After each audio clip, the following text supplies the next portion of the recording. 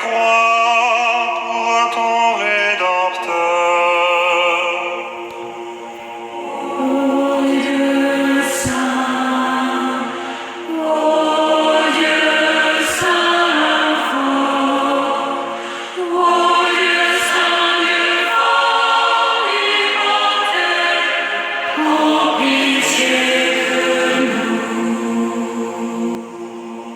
Quand tu étais dans le désert, je t'ai nourri de la manne. Mais toi, tu m'as frappé au visage et flagellé. J'ai fait jaillir l'eau du rocher et je t'ai sauvé. Mais toi, tu m'abreuves de fiel et de vinaigre.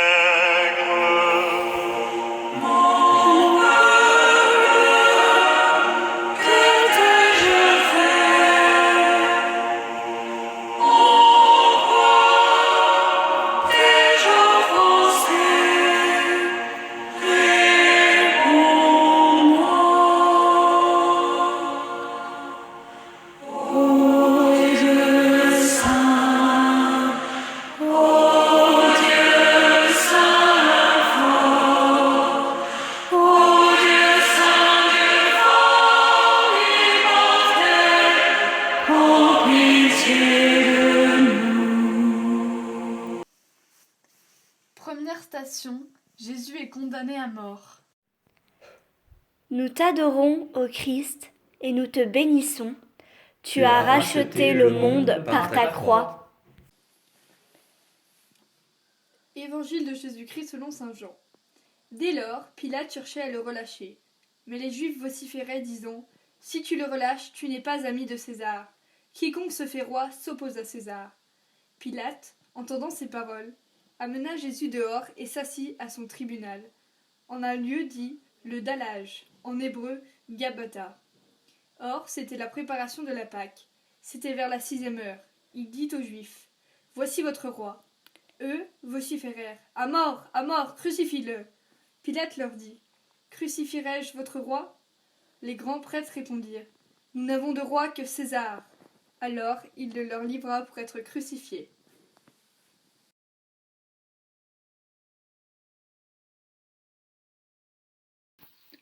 Le saint, le juste et le véritable fut jugé par les pécheurs et mis à mort. Et pourtant, tandis qu'ils le jugeaient, ils étaient forcés de l'acquitter. Judas, après l'avoir livré et trahi, alla dire aux prêtres : « J'ai péché, car j'ai livré le sang innocent. » Pilate, qui rendit la sentence, dit à son tour : « Je suis innocent du sang de ce juste », et rejeta ce crime sur les Juifs. Le centurion, qui l'avait vu crucifié, dit aussi : « En vérité, celui-ci était injuste. » Ainsi, toujours ô Seigneur, vous êtes justifiés dans vos paroles, et vous êtes vainqueurs quand vous êtes jugés. Ce sera beaucoup plus rigoureusement évident encore au dernier jour. Ils verront celui qu'ils ont percé, et celui qui était condamné dans la faiblesse jugera le monde dans la puissance. Ceux mêmes qui seront alors condamnés reconnaîtront la justice de leur sentence.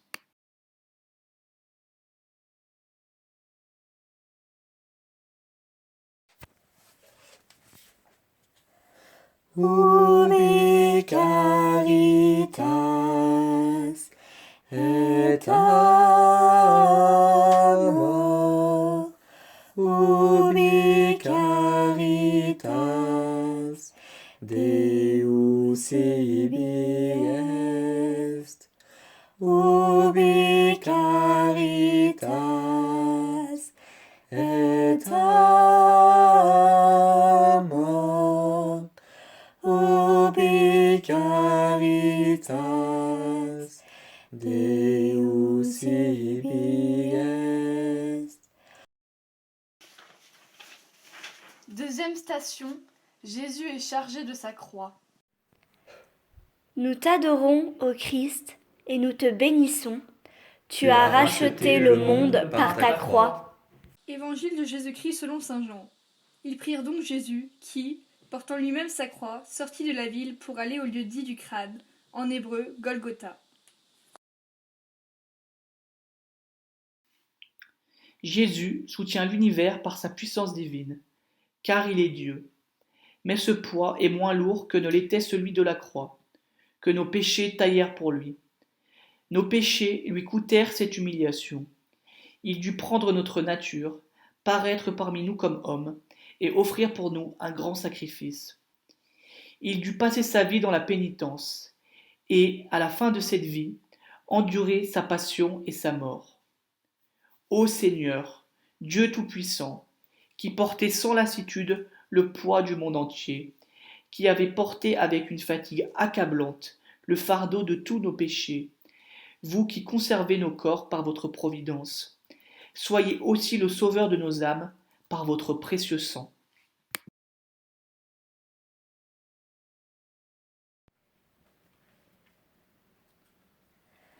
Prosternez-vous devant votre roi, adorez-le de tout votre cœur. Faites monter vers sa majesté des chants de gloire pour notre roi des rois. Prosternez-vous devant votre roi, adorez-le de tout votre cœur. Faites monter vers sa majesté des chants de gloire pour notre roi des rois. Troisième station, Jésus tombe pour la première fois. Nous t'adorons, ô Christ, et nous te bénissons. Tu as racheté le monde par ta croix. Évangile de Jésus-Christ selon saint Jean. Le lendemain, Jean voit Jésus venir vers lui et lui dit : Voici l'agneau de Dieu qui enlève le péché du monde. Satan tomba du ciel au commencement, par la juste sentence de son Créateur, contre lequel il s'était révolté. Et lorsqu'il eut réussi à associer l'homme à sa rébellion, et que le Créateur fut venu pour sauver la créature, l'heure brève de son triomphe vint aussi, et il en profita. Quand le Saint des Saints, revêtu de chair, fut en son pouvoir, frappé lui-même jadis par le bras tout-puissant, il résolut de frapper à son tour celui qui l'avait rejeté. Ce coup fut la cause de la chute de Jésus. Ô cher Seigneur, par cette première chute, relevez-nous du péché, nous qui sommes si misérablement tombés sous son empire.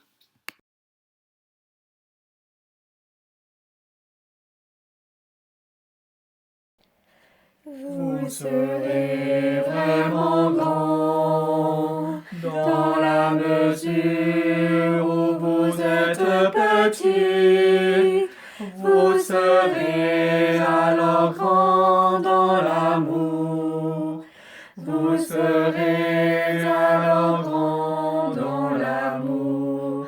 Vous serez vraiment grand dans la mesure où vous êtes petit. Vous serez alors grand dans l'amour.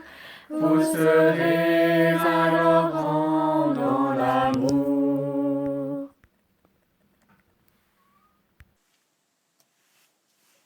Quatrième station, Jésus rencontre sa mère. Nous t'adorons, ô Christ, et nous te bénissons. Tu as racheté le monde par ta croix. Évangile de Jésus-Christ selon saint Jean. Siméon dit à Marie sa mère : Vois, Cet enfant doit amener la chute et le relèvement d'un grand nombre en Israël. Il doit être un signe en but à la contradiction. Et toi-même, une épée te transpercera l'âme, afin que se révèlent les pensées intimes de bien des cœurs.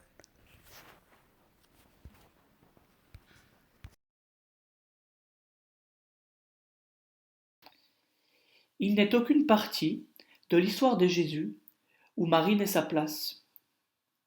Parmi ceux qui font profession d'être du nombre des serviteurs de Jésus, il en est qui pensent que l'œuvre de Marie a été finie lorsqu'elle l'eut mis au monde, et qu'après cela, elle n'avait plus qu'à disparaître dans l'oubli. Mais pour nous, Seigneur, nous, vos enfants de l'Église catholique, tel n'est pas notre sentiment au sujet de votre mère.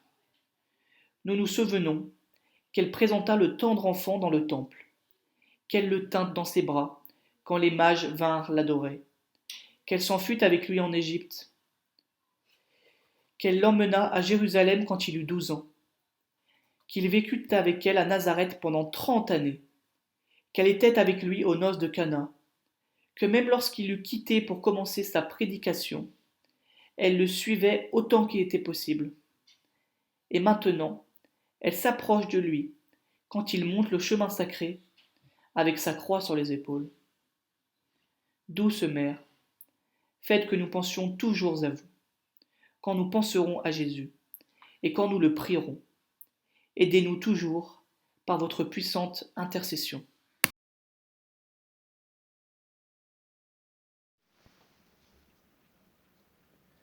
Cherchez avec toi dans nos vies les pas de Dieu, Vierge Marie, par toi accueillir aujourd'hui le don de Dieu, Vierge Marie.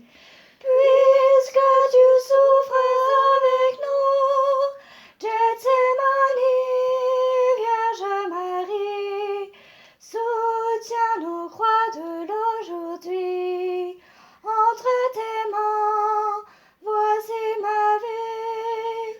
Cherchez avec toi dans nos vies les pas de Dieu, Vierge Marie, par toi accueillir aujourd'hui le don de Dieu, Vierge Marie.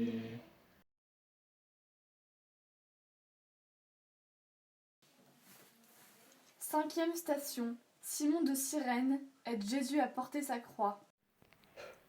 Nous t'adorons, ô Christ, et nous te bénissons. Tu as racheté le monde par ta croix. De Jésus-Christ selon saint Luc. Comme ils l'emmenaient, ils mirent la main sur un certain Simon de Cyrène qui revenait des champs, et le chargèrent de la croix pour la porter derrière Jésus.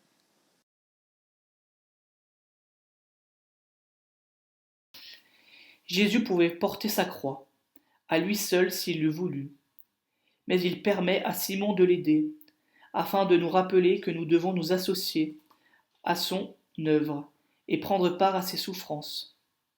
Ses mérites sont infinis.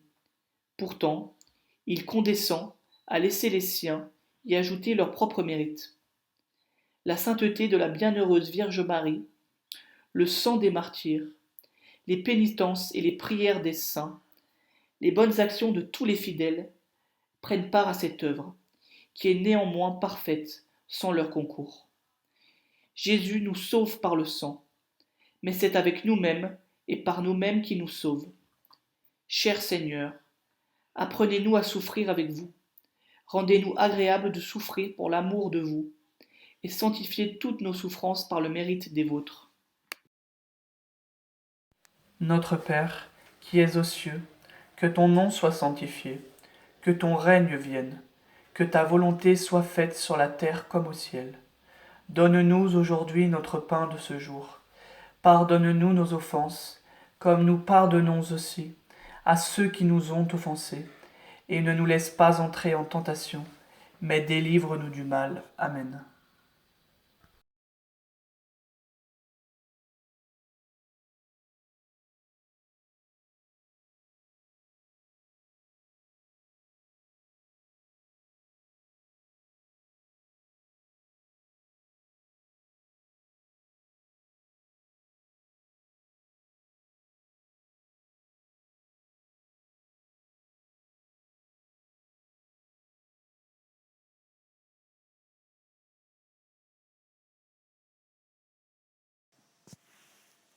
Sixième station.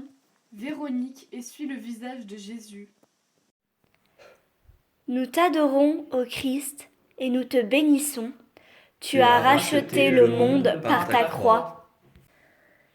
Lecture du livre d'Isaïe. Il était méprisé, abandonné de tous, homme de douleur, familier de la souffrance, semblable au lépreux dont on se détourne, et nous l'avons méprisé, compté pour rien. Pourtant, c'étaient nos souffrances qu'il portait, nos douleurs dont il était chargé. Et nous pensions qu'il était châtié, frappé par Dieu, humilié. Or, c'est à cause de nos fautes qu'il a été transpercé, c'est par nos péchés qu'il a été broyé.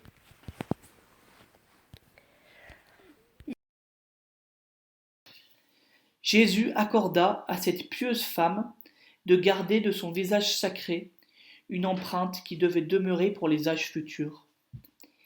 Il le fit pour nous rappeler à tous que son image doit être gravée dans nos cœurs.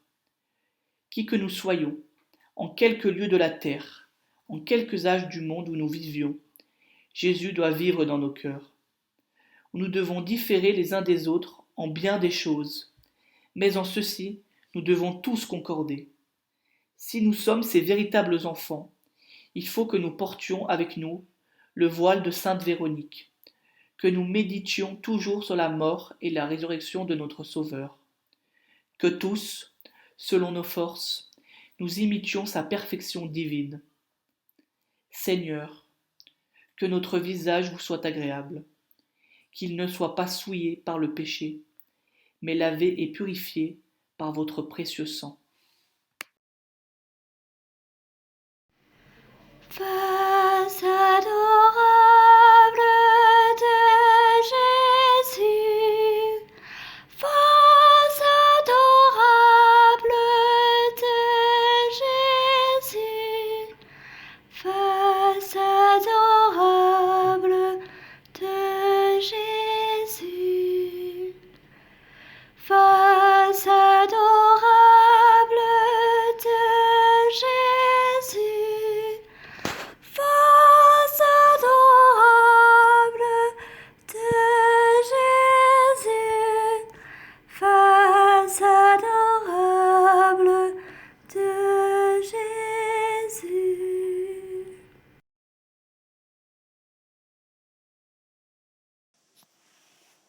Septième station.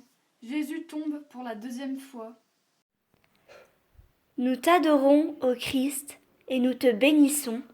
Tu as racheté le monde par ta croix. Évangile de Jésus-Christ selon saint Matthieu. Jésus dit à ses disciples : Si quelqu'un veut venir à ma suite, qu'il se renie lui-même, qu'il se charge de sa croix et qu'il me suive. Qui veut en effet sauver sa vie la perdra, mais celui qui perd sa vie à cause de moi la trouvera. Que servira-t-il donc à l'homme de gagner le monde entier s'il ruine sa propre vie ? Ou que pourra donner l'homme en échange de sa propre vie ? Satan subit une seconde chute quand notre Seigneur vint sur la terre. Il avait depuis longtemps usurpé l'empire du monde entier et s'en nommait roi. Et il osa enlever dans ses bras le Sauveur très saint, lui montrer tous les royaumes de la terre et lui faire la promesse blasphématoire de les lui donner, à lui son Créateur, s'il voulait l'adorer. Jésus lui répondit : Retire-toi, Satan. Et Satan tomba du haut de la montagne.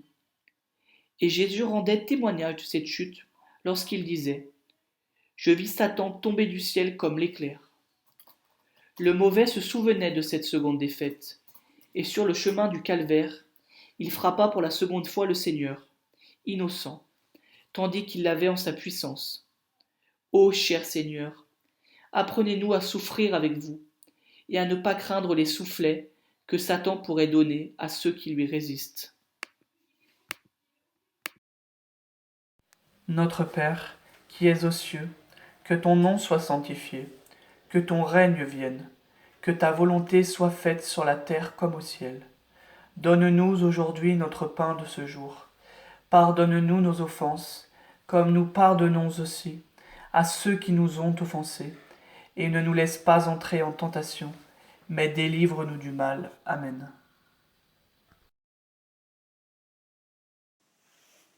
Huitième station. Jésus rencontre les femmes de Jérusalem. Nous t'adorons, ô Christ, et nous te bénissons. Tu as racheté le monde par ta croix. Évangile de Jésus-Christ selon saint Luc. Le peuple, en grande foule, le suivait, ainsi que des femmes qui se frappaient la poitrine et se lamentaient sur lui. Mais se retournant vers elles, Jésus dit : « Filles de Jérusalem, ne pleurez pas sur moi, pleurez plutôt sur vous-mêmes et sur vos enfants. » Depuis la prophétie antique, annonçant que le Sauveur devait naître d'une femme de la race d'Abraham, les femmes juives avaient désiré l'honneur de cette maternité. Mais, le Messie étant venu, combien l'événement était différent de ce qu'elles avaient attendu. Jésus dit à celles qui pleuraient sur lui que les jours viendraient où elles diraient : « Heureuses les stériles, et les entrailles qui n'ont pas enfanté, et les mamelles qui n'ont pas allaité. Ah, Seigneur, nous ignorons ce qui est bon ou mauvais pour nous. Nous ne pouvons prédire l'avenir. Et lorsque vous nous venez visiter, nous ne savons d'avance sous quelle forme vous viendrez. C'est pourquoi nous vous remettons tout ce qui nous concerne. Faites en nous et sur nous votre bon plaisir. Dirigez toujours vers vous nos regards. Regardez-nous, vous-même, donnez-nous la grâce de votre croix amère et de votre passion, et consolez-nous à la manière et au temps que vous avez choisi. Je vous salue Marie, comblée de grâce, le Seigneur est avec vous. Vous êtes bénie entre toutes les femmes, et Jésus, votre enfant, est béni. Sainte Marie, Mère de Dieu, priez pour nous, pauvres pécheurs, maintenant et à l'heure de la mort. Amen, amen, ainsi soit-il.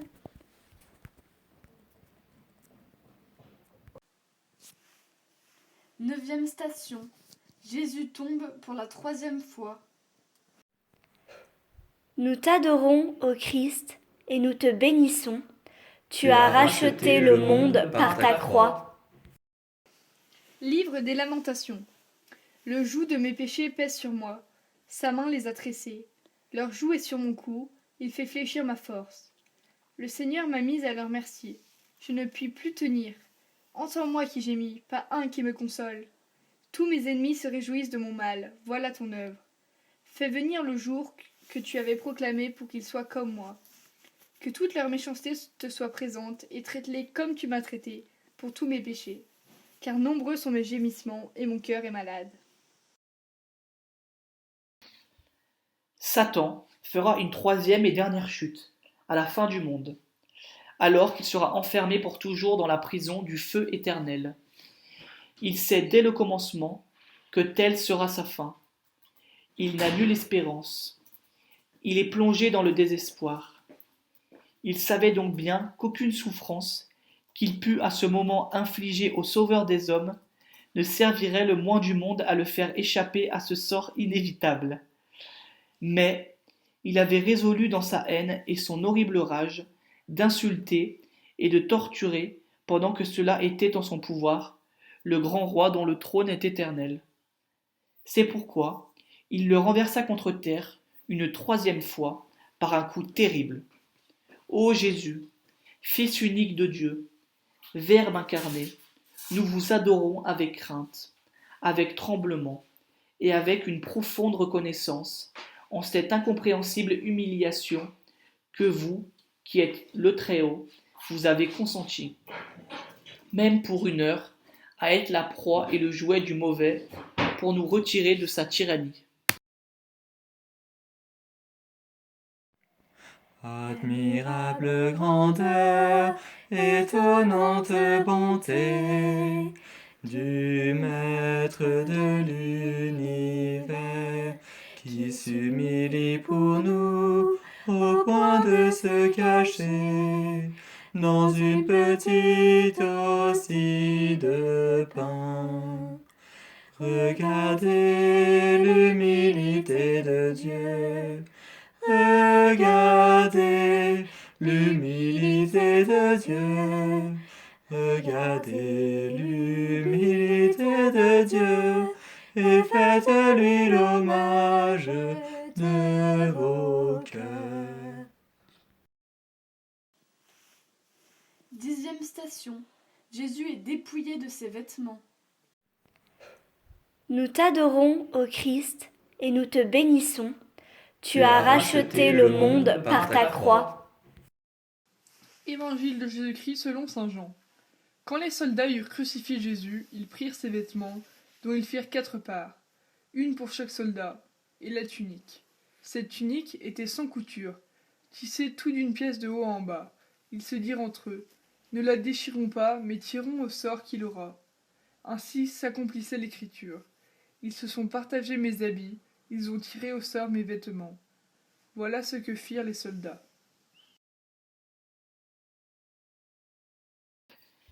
Jésus a voulu renoncer à tout en ce monde avant de le quitter. Il exerça la plus parfaite pauvreté.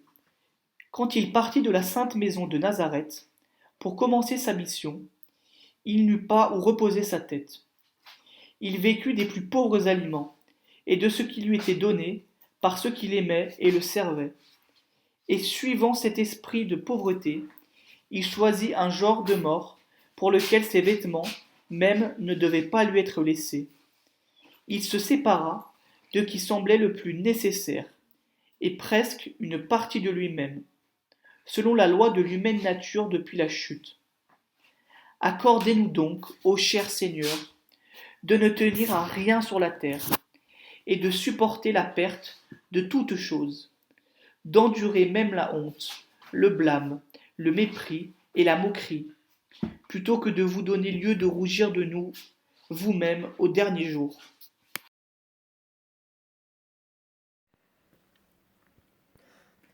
Humblement, dans le silence de mon cœur, je me donne à toi, mon Seigneur. Humblement, dans le silence de mon cœur, je me donne à toi, mon Seigneur. Par ton amour, fais-moi demeurer humble et petit devant toi. Humblement, dans le silence de mon cœur, je me donne à toi, mon Seigneur. Humblement, dans le silence de mon cœur, je me donne à toi, mon Seigneur. 11e station. Jésus est cloué à la croix. Nous t'adorons, ô Christ, et nous te bénissons. Tu as racheté le monde par ta croix. Évangile de Jésus-Christ selon saint Luc. Lorsqu'ils furent arrivés au lieu appelé Crâne, ils les crucifièrent, ainsi que les malfaiteurs, l'un à droite et l'autre à gauche. Et Jésus disait, « Père, pardonne-leur, ils ne savent pas ce qu'ils font. » Les pieds et les mains de Jésus sont transpercés de clous acérés. Ses yeux sont obscurcis par le sang et fermés par l'enflure des paupières et les contusions livides que les coups de ses bourreaux ont causées. Sa bouche est remplie de vinaigre et de fiel. Sa tête est ceinte des épines aiguës. Son cœur est percé par la lance. C'est ainsi que tous ses sens sont mortifiés et crucifiés, afin de faire réparation pour toute espèce de péché humain. Ô Jésus, mortifiez-nous et crucifiez-nous avec vous. Ne nous laissez plus jamais pécher par aucun de nos sens, ni aucun de nos membres. Faites que tous nos sens vous soient un sacrifice, que tous nos membres chantent vos louanges, que le sang sacré qui a coulé à flots de vos 5 blessures, puisse nous joindre d'une grâce tellement sanctifiante que nous mourions au monde et que nous ne vivions que pour vous.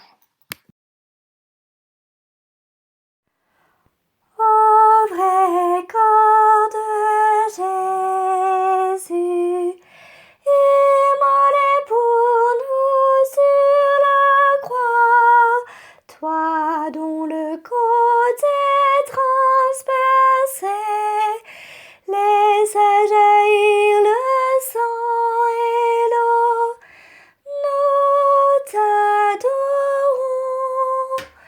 nous te contemplons.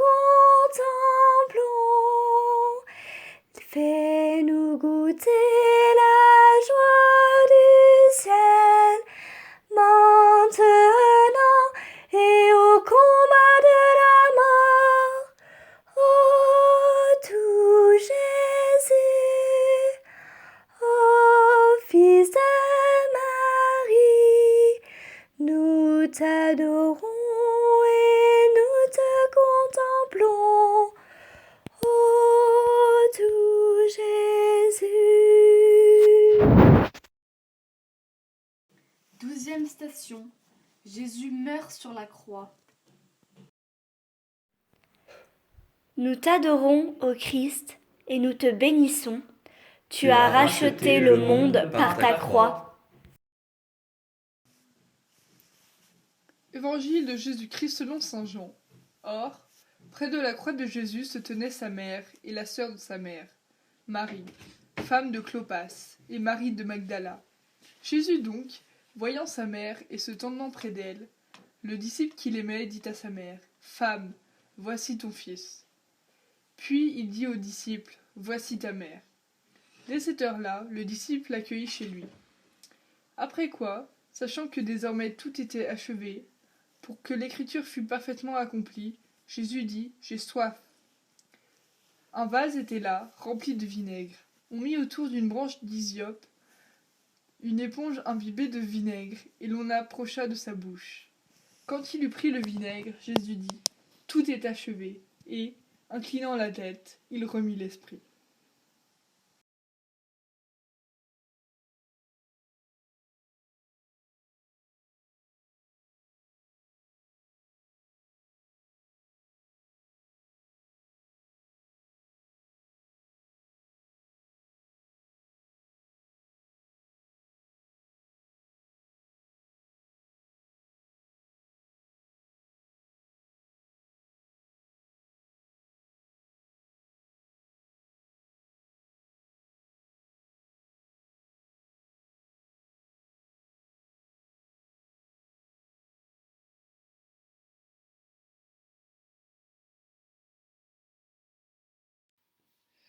Consummatum est. Tout est complété. La fin est pleinement venue. Le mystère de l'amour de Dieu envers nous est accompli. La rançon est payée et nous sommes rachetés. Le Père éternel avait résolu de ne point nous pardonner gratuitement, afin de nous montrer une faveur spéciale. Il avait condescendu à nous traiter comme ayant valeur à ses yeux. Ce que l'on achète a de la valeur. Il aurait pu nous sauver sans achat, par un simple fait de sa volonté. Mais pour montrer son amour pour nous, il fixa un prix. Et ce prix, si une rançon quelconque devait être fixée et livrée en échange de l'offense de nos péchés, ne pouvait être rien d'autre que la mort de son propre Fils, revêtu de notre nature humaine. Ô mon Dieu et mon Père, vous avez évalué si haut la valeur de nos âmes coupables, que vous avez fixé le prix le plus élevé qui soit possible pour les racheter. Ne vous aimerons-nous pas et ne vous choisirons-nous pas au-dessus de toute chose comme le seul bien unique et nécessaire? Aimer, c'est tout donner. Aimer, c'est tout donner. Aimer, c'est tout donner. Et se donner soi-même. Quand je parlerai les langues des hommes et des anges, si je n'ai pas l'amour,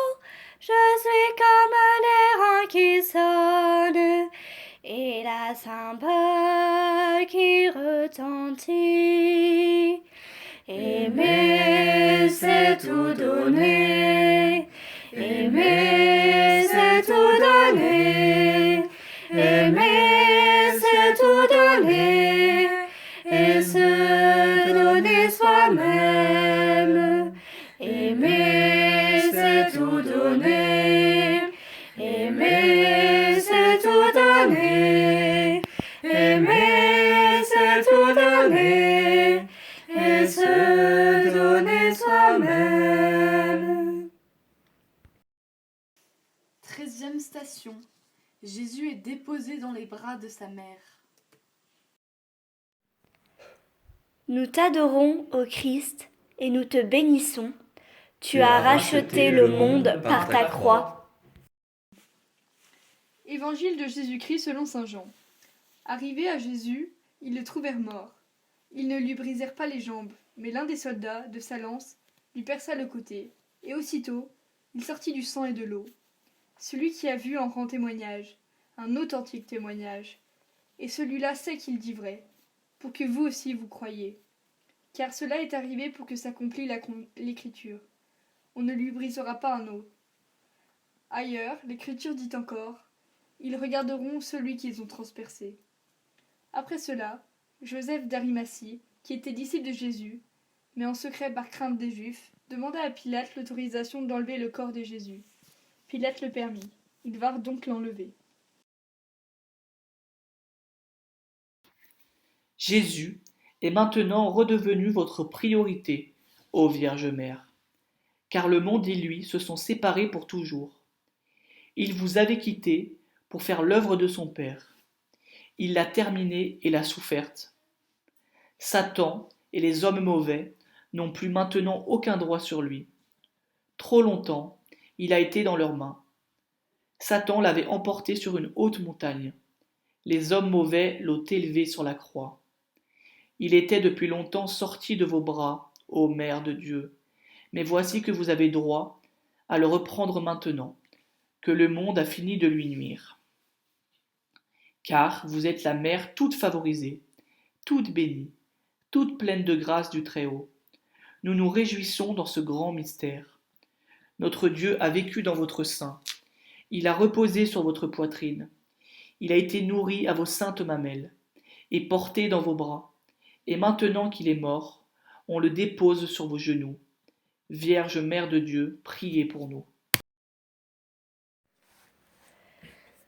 Nous te saluons, ô toi Notre-Dame, Marie Vierge Sainte, que drape le soleil, couronnée d'étoiles, la lune est sous tes pas, en toi nous est donnée l'aurore du salut. Tu es restée fidèle, Mère au pied de la croix, soutiens notre espérance et garde notre foi.